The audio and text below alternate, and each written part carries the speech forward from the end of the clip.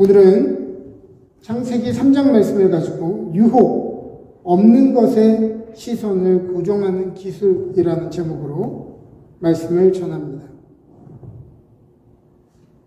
지난주에 이어서 이번 주도 유혹에 대한 이야기를 나눠보려고 합니다.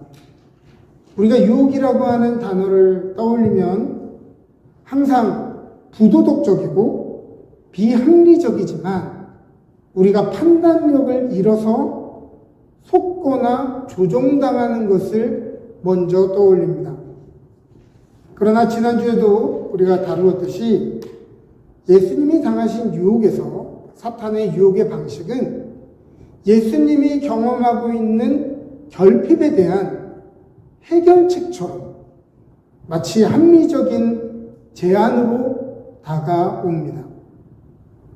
굶주린 인간에게 의식주는 당연한 필요이고 존재를 증명받기 원하는 인간의 욕망 안에서 자기 증명은 어찌 보면 아주 자연스러운 일이며 힘의 논리가 지배하는 세계에서 선한 의지를 가지고 힘을 사용하면 되지 않느냐라고 하는 마음, 이것은 그렇게 파괴적인 발상처럼 보이지 않습니다.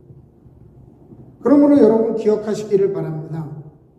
사탄의 유혹은 폐륜적이고 비윤리적인 모양이 아니라 어떻게 보면 너의 결핍을 되찾으라고 하는 응원의 소리, 때로는 격려의 말처럼 우리 속에 다가온다는 것을 말입니다. 어쩌면 우리가 더 흔히 경험하는 사탄의 유혹은 반사회적인 모습이 아니라 오늘 우리의 삶에 경험하는 결핍들에 대한 억울함, 사람 관계 안에서 오는 서운함, 그리고 불공평함에 대한 어떤 부당한 마음을 가지는 것으로 다가올 때가 훨씬 더 많은 것입니다. 오늘 본문을 한번 보죠. 태초의 인간 아담과 이브는 부족함이 없는 에덴 동산에 살았습니다. 최초의 인간은 풍요로웠습니다. 동산 중앙에 있는 한 나무를 제외하고는 모든 나무의 열매를 먹을 수 있되 허락받고 먹는 게 아니라 임의로 내가 원하는 만큼 내가 원하는 때에 먹을 수 있었습니다. 오늘날로 치면 올 인클루시브인 거죠. 올 인클루시브 여행에 갔을 때 풍성하게 먹는 것처럼 내가 먹고 싶은 때에 무제한적으로 먹을 수 있는 자유가 있었다는 말입니다. 얼마나 그들은 풍요로웠습니다. 최초의 인간은 지혜로웠습니다. 하나님은 만드신 모든 만물을 아담에게 데려오셔서 이름을 붙이게 하셨습니다. 단순히 이름을 랜덤으로 얘는 춘삼이, 얘는 덕순이 이렇게 붙인 게 아니에요. 여기에 물컵이 있습니다. 이것을 물컵이라고 부르는 이유는 이것의 존재의 방식을 이야기하는 겁니다. 이것은 물을 담는 컵이다. 그래서 이 이름 안에는 이것의 쓸모와 이것의 메커니즘이 들어가 있습니다. 즉, 아담이 모든 만물에 이름을 붙였다는 얘기는 아담이 모든 만물의 쓸모와 메커니즘을 이해하고 있었다는 말이에요. 그 정도로 지혜로운 존재였다는 거예요. 그들에게는 부족함이 없었습니다. 단 뱀을 만나기 전까지.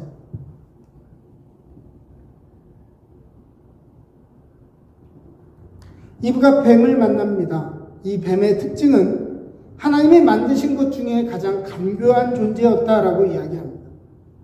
이 간교하다라고 하는 이 단어를 한국어 단어로만 보자면 한 가지 뜻으로만 우리에게 읽혀지지만, 비열한 것으로 읽혀지지만, 히브리 성경에서 간교하다라고 하는 단어, 아룸이라고 하는 단어 안에는 아주 여러 가지 뜻이 들어가 있습니다.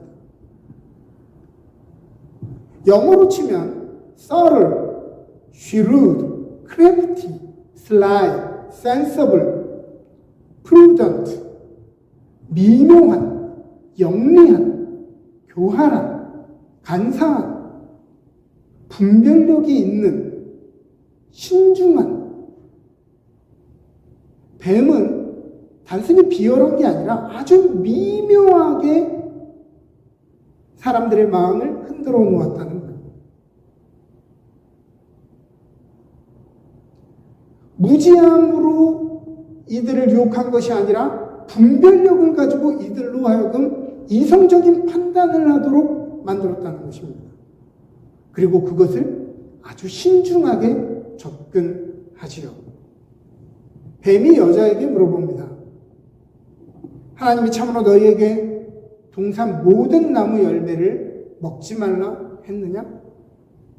뱀은 미묘한 틈을 파고듭니다. 생각해보니 당연히 먹지 말라고 했으니까 안 먹었지. 왜 저건 먹지 말라고 했지? 라는 의심과 질문이 생기기 시작했습니다. 이분은 자기 안에 있는 결핍을 깨닫게 되죠. 여자가 대답합니다. 동산 중앙에 있는 나무 열매는 하나님의 말씀에 너희는 먹지도 말고 만지지도 말라 너희가 죽을까 하노라 하셨느니라. 창세기 2장을 보면 그것을 먹는 순간에 너희가 정령 죽으리라 라고 말씀하셨는데 미묘한 의심이 들어오는 그 자리에는 이렇게 반응이 되는 것입니다. 정령 죽는 것이 아니라 죽을 수도 있다. 그러자 교활한 뱀은 단호하게 이야기합니다. 사실은 안 죽는다. 그것을 먹는 날에는 너희의 눈이 밝아져 하나님과 같이 되어 선악을 알까 하나님이 그것을 먹지 못하도록 너희들로 하여금 하나님보다 열등한 존재로 만들도록 그렇게 하는 거야. 그 이야기를 들으니까 이브가 억울한 마음이 들었습니다. 하나님에 대한 불신이 생겼습니다. 나도 하나님 같은 존재가 될 수 있을 것 같은 환상이 들었습니다. 이제 그 상태로 그 나무를 다시 보니 그 나무가 다르게 보이는 겁니다. 이제 그 나무를 본즉 먹음직도 하고 보암직도 하고 지혜롭게 할 만큼 탐스럽기도 해 보였던 것이죠. 그래서 이분은 그 열매를 먹고 그 남편에게도 주매 그도 먹게 되었습니다. 행동경제학의 대표 연구자 다니엘 카너먼과 아모스 트버스키는 인간 결정에 손실회피라고 하는 이 내용이 핵심적인 역할을 한다는 것을 발견했습니다. 인간의 뇌는 부족함에 더 강하게 반응한다는 것이죠. 같은 크기의 이익보다 같은 크기의 손해에 인간은 더 크게 반응한다는 것입니다. 예를 들면 이런 거죠. 이 행동을 하면 $100를 벌 수 있습니다. 라고 하는 문장보다 지금 이 행동을 하지 않으면 $100를 손해볼 것입니다. 라고 하는 단어가 더 의사결정에 강한 자극을 준다는 말입니다. 그래서 광고에서는 이런 말을 많이 듣죠. 마감 임박, 수량 한정, 오늘까지만. 원래 내 것도 아니었는데 그것을 안 사면 손해보는 것 같은 마음이 듭니다.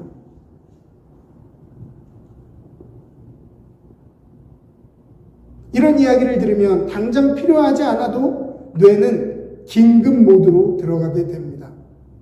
사실 이것은 그렇게 낯선 것도 아니고 오늘날 세일즈의 가장 기본적인 판매 전략입니다. 예를 들어 봅시다. 이것은 좋은 가방입니다. 좋은 가죽으로 만들었고 어떤 장인들이 어떤 과정을 거쳐서 만들었고 얼마나 오래가고 얼마나 쓸모가 많은지를 설명하면 사람들은 매력을 느끼지 못합니다. 그런데 광고를 보면 예쁜 연예인이 한 가방을 멋지게 들고 갑니다. 가방에 대한 설명 같은 것 없습니다. 그 가방을 들고 가는데 많은 그 등장인물들이 그 여자를 바라보면서 부러워합니다. 이 여성은 시크하고 도도하게 자기의 길을 가죠. 그리고 마지막에 브랜드 이름이 샥 나옵니다. 뭐가 나올까요? 여러분들이 좋아하는 거 뭐? 슈네아, 네, 헐미스 이런 게 나오는 거예요. 그러면 어떤 생각이 드냐면 나도 저걸 가지면 사람들에게 부러움을 받을 수 있겠구나라는 생각이 듭니다. 얼마나 소재가 튼튼한지 쓸모가 있는지는 그렇게 중요하지 않습니다. 저것을 가져서 나도 주목받고 부러움을 받고 싶은 것이죠. 오늘 내가 사람들에게 주목받지 못하는 것은 저 가방을 가지지 못해서야라는 마음을, 손해보는 마음을 들게 합니다.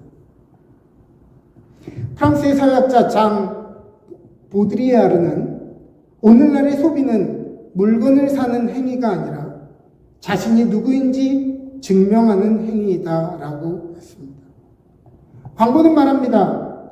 더 멋진 당신, 더 성공적인 당신, 더 매력적인 당신이 되고 싶지 않습니까? 이 말은 동시에 우리에게 이 메시지를 전해줍니다. 그러나 아쉽게도 아직 당신은 그걸 가지고 있지 않습니다. 욕망은 지금 한 가지 필요해서 오는 것이 아니라 100가지의 우리의 삶의 만족 중에 하나에 대한 결핍으로부터 시작되는 것입니다. 현대 마케팅의 구조는 단순합니다. 첫 번째, 문제를 제시합니다. 당신에게는 이러한 문제가 있습니다. 두 번째, 불안을 확대합니다. 이 문제는 당신이 생각하는 것보다 심각합니다. 그리고 세 번째, 해결책을 제시하죠. 이 제품을 사면 그게 해결이 된다. 결핍, 불안, 해결은 수천 년 동안 변하지 않았던 마케팅 전략입니다. 뱀의 유혹도 놀랍게 이 구조를 그대로 닮아 있습니다. 문제를 제시합니다. 하나님이 너희에게 숨기고 있는 사실이 있다. 결핍을 강조합니다. 너희는 아직 하나님처럼 되지 못했다. 마지막으로 해결책을 제시하죠. 그러나 이 열매를 먹으면 너희는 그 문제를 해결할 수 있다. 오늘날 인간들은 역사상 가장 풍요로운 시대, 가장 발전된 시대를 살아가고 있지만 동시에 놀랍게도 가장 많은 결핍을 느끼는 시대를 살아가고 있습니다. 왜냐하면 결핍은 실제로 우리의 삶에 느끼는 부족함이 아니라 비교와 욕망에서 오는 것이기 때문입니다. 뱀의 유혹은 더 나은 것에 대한 제안이 아닙니다. 오늘 우리가 가지지 못한 것에 시선을 고정시키는 기술이죠. 우리의 삶에 없는 것에 시선을 고정시키면 어떤 감정이 찾아온다고요? 억울함, 서운함, 우울함, 불공평함. 오늘 여러분들의 삶에 이런 감정을 느끼고 있지 않습니까? 오늘 우리의 삶에 이런 감정이 찾아올 때 우리는 여전히 그 자리에서 헤매면서 나는 왜 이렇게 우울할까? 나는 왜 이렇게 억울할까? 나는 왜 이렇게 서운할까? 세상은 왜 이렇게 불공평할까? 그렇게 느끼고 있다면 오늘 여러분들은 여러분들의 선악과 앞에 서 있는 것입니다.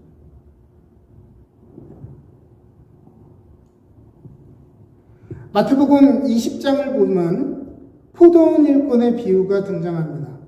하늘나라는 자기 포도원에 일할 일꾼을 고용하려고 집을 나선 어떤 포도원 주인과 같다는 것입니다. 오전 6시에 용역 사무실을 찾아가서 일당 1데나리온을 약속하고 일을 시작했습니다. 그런데 제3시, 오전 9시죠. 오전 9시에 광장을 가보니 아직도 일을 얻지 못해 하루를 굶어야 할 처지인 사람들을 보고 그들을 고용해 줍니다. 사실 제가 일이 새벽 5시에 시작하거든요. 그런데 그 기준으로만 봐도 9시에 일을 시작하면 일이 중간 아니면 거의 한 텀이 끝나 있는 시간입니다. 그때 사람을 고용한다고요? 사람이 부족해서 고용하고 있는 게 아니라는 거예요. 그리고 이 주인은 제6시, 낮 12시에도 광장으로 갔더니 여전히 기회를 잡지 못해 하루를 공치게 생긴 사람들을 포도원으로 불러줍니다. 심지어 일이 끝나기 전인 오후 3시, 마지막 1시간 전인 오후 5시에도 아직도 일을 못 잡은 사람들을 데리고 와서 일을 시켜주었습니다. 이제 임금을 결산하는데 나중에 온 사람이 1데나리온을 받습니다. 그러자 그보다 먼저 온 사람들이 기대가 부풀었죠. 그런데 오후 3시에 온 사람도 12시에 온 사람도 심지어 오전 6시에 온 사람도 모두 동일한 임금을 받게 됩니다. 그러자 이 사람들이 느꼈던 감정은 뭐였겠어요? 불공평하다라고 하는 거죠. 불공평하다. 이것은 공정하지 않다라고 하는 마음. 그러나 이들 모두는 잊고 있었습니다. 그들은 오늘 일자리를 구하지 못해 하루를 전전긍긍할 수도 있었던 사람들이었다는 것을. 언제든 하루를 공치는 것이 이상하지 않은, 그래서 가족을 굶길 수도 있는 상황에서 주인의 아량으로 겨우 일자리를 얻은 사람들이었다는 것을 말합니다. 오늘 만일 여러분들이 일하면서 불공평함을 느낍니까? 전도서 3장 13절은 이야기합니다. 사람마다 먹고 마시는 것과 수고함으로 낙을 누리는 그것이 하나님의 선물인 줄 또한 알았도다. 우리는 부족함이 없는 이 풍요로운 에덴 동산에 겨우 그들에게 걸려있었던 하나의 제약을 깨뜨린 최초의 인간들을 이해하기 어렵습니다. 그 모든 걸 다 가졌는데 그 하나 때문에 어떻게 유혹에 빠질 수 있다는 말입니다. 그러나 이것은 우리의 삶에 너무도 평범하게 경험되는 욕망의 방식입니다. 가끔 우리는 공부 잘하는 1등, 2등을 하는 아이들이 성적 스트레스로 자살했다는 이야기들을 듣습니다. 우리는 부유한 사람들이 여전히 불만족하다는 이야기를 듣습니다. 우리는 연예인들의 외모 걱정과 한탄을 듣습니다. 우리는 그 이야기를 들으면서 이해할 수가 없어요. 공부를 잘하는데 왜 저런 선택을 하지? 저 정도 부자면 부족함이 없을 것 같은데 왜 이렇게 불안해하지? 저 정도로 저렇게 비슷하게만 생겨도 나는 부족함이 없겠는데 저렇게 잘생기고도 왜 자기 외모에 불만을 가지고 있지?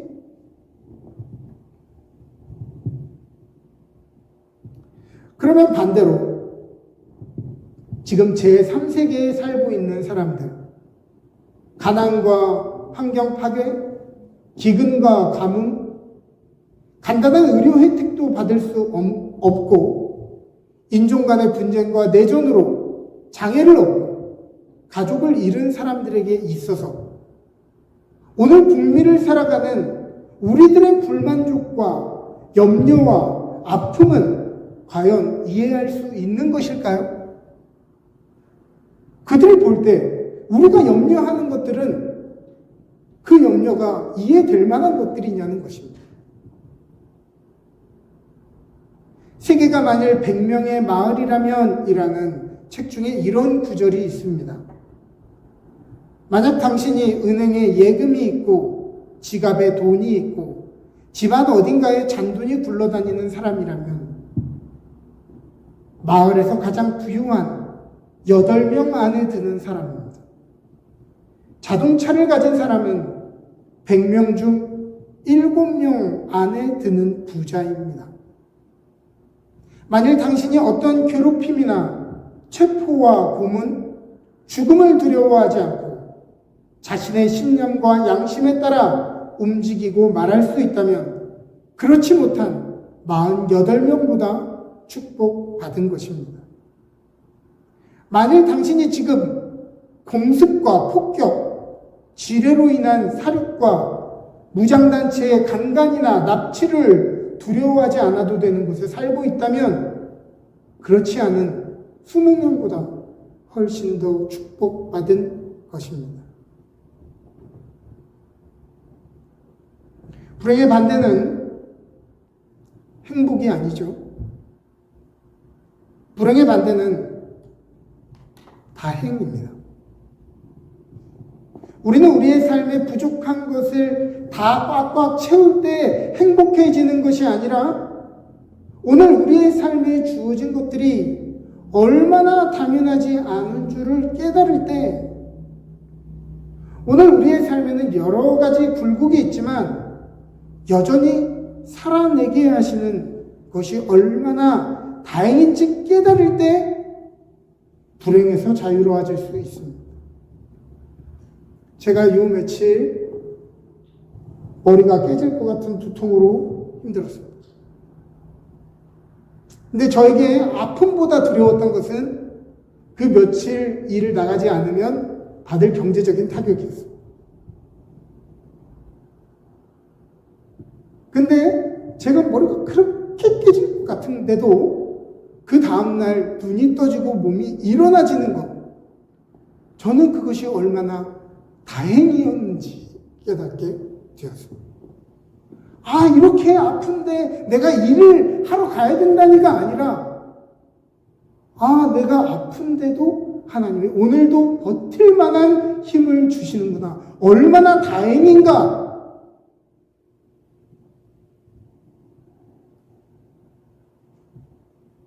당연하지 않은 것을 그것의 비범함을 깨달을 때 우리는 우리의 삶이 얼마나 다행인지를 알게 됩니다. 행복은 있는 것에서 만족을 찾는 것이고 불행은 없는 것에서 행복을 찾으려는 행동이지요. 아니 그렇다면 하나님이 처음부터 선악과를 안 만들었으면 될 것 아닌가? 괜히 그런 걸 만들어서 왜 사람들을 죄에 빠지게 했느냐? 질문할 수도 있겠습니다. 얼마 전에 제가 들은 예화 한 가지를 여러분들에게 소개하죠. 어느 교회가 점점 부흥해서 주차장 자리가 점점 부족해지더랍니다. 그 교회가 이렇게 외곽에 있는 교회가 아니고 도심 한복판에 있는 교회였기 때문에 주차장 자리가 너무 부족했대요. 그래서 많은 사람들이 멀리에다가 주차하고 한 10분, 20분을 걸어와야 됐답니다. 사실 교회 옆에는 주차장으로 쓰면 딱 좋을 것 같은 공터가 있었는데 그 땅 주인은 그 땅을 전혀 팔지 않겠다라고 몇 차례 거절을 했다고 합니다. 오늘 목사님이 기도 중에 다시 한번 그 땅 주인을 만나보라는 마음이 들어서 이야기하는 중에 주인이 감동을 냈는지 그 땅을 주차장으로 쓰라고 내어줬다고 합니다. 감사하게도 무상으로 말이죠. 조건은 한 가지입니다. 1년에 51주를 쓰되 단 한 주는 제외하고 사용해 주십시오. 처음에는 그렇게 주차를 할 수도 있다는 것이 너무나 감사했고 너무나 모든 것이 해결되는 것 같아서 사람들은 만족했습니다. 그런데 시간이 지나니까 그 한 주를 쓰지 않는 게 불편하게 느껴지는 거예요.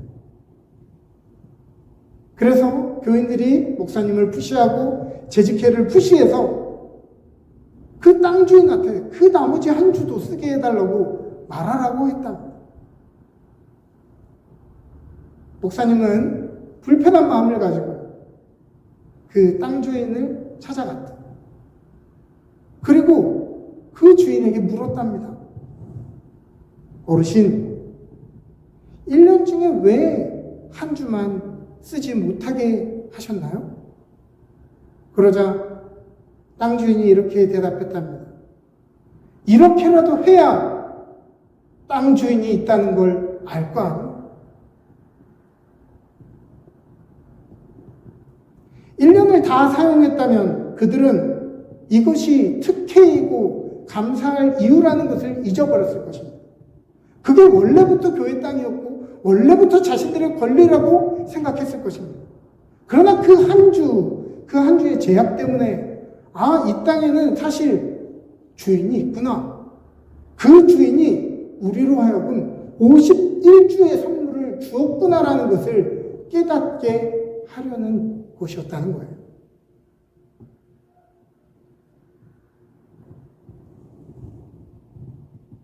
어쩌면 선악과는 사실 페널티가 아니라 우리 자신이 하나님이 아니라는 것을 깨닫게 해주는 경계선이었습니다. 일주일에 한 번 우리가 주일날 예배를 지키는 것은 안 그래도 힘든 우리의 삶에 희생과 헌신을 요구하는 것이 아니라 우리 인생과 시간의 주인이 우리 자신이 아니라는 것을 깨닫게 해주는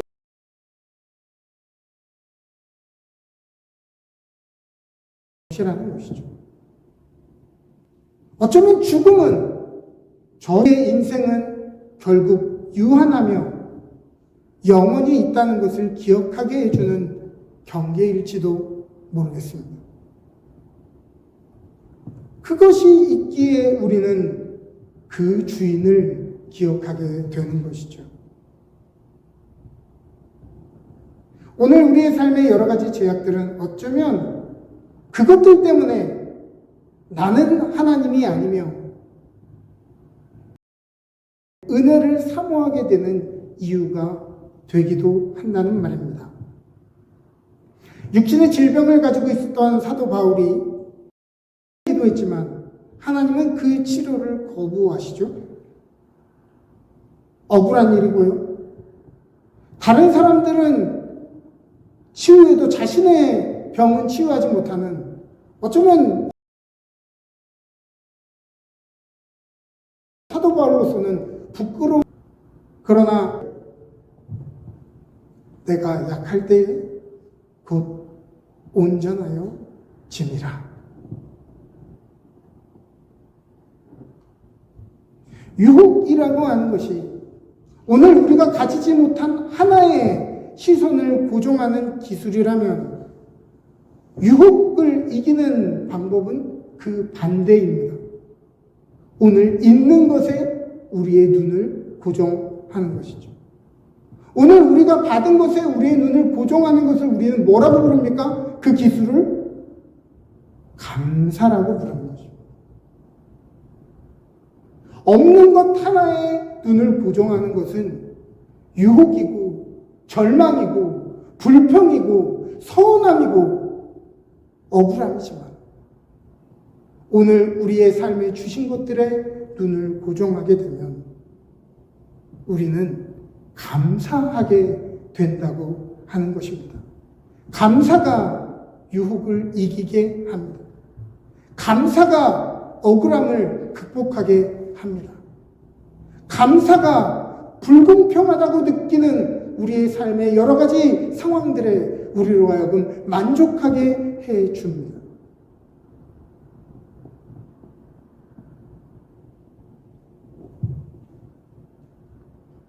단순히 유혹의 순간에 마음을 지키고 다잡는 것만으로는 되지 않습니다. 감사는 느껴지는 감정이어서는 안 되고 매 순간 우리가 의지적으로 선택하는 삶의 방식이어야 합니다. 다시 한번 이야기하죠. 감사는 느낌이 아니고 감정이 아니고 우리가 선택하는 삶의 방식이어야 합니다. 의지입니다. 우리의 노력입니다. 생각해봐도 감사할 거리가 없다면 특별한 일이 없었던 일상을 감사한 것으로 쳐야 합니다.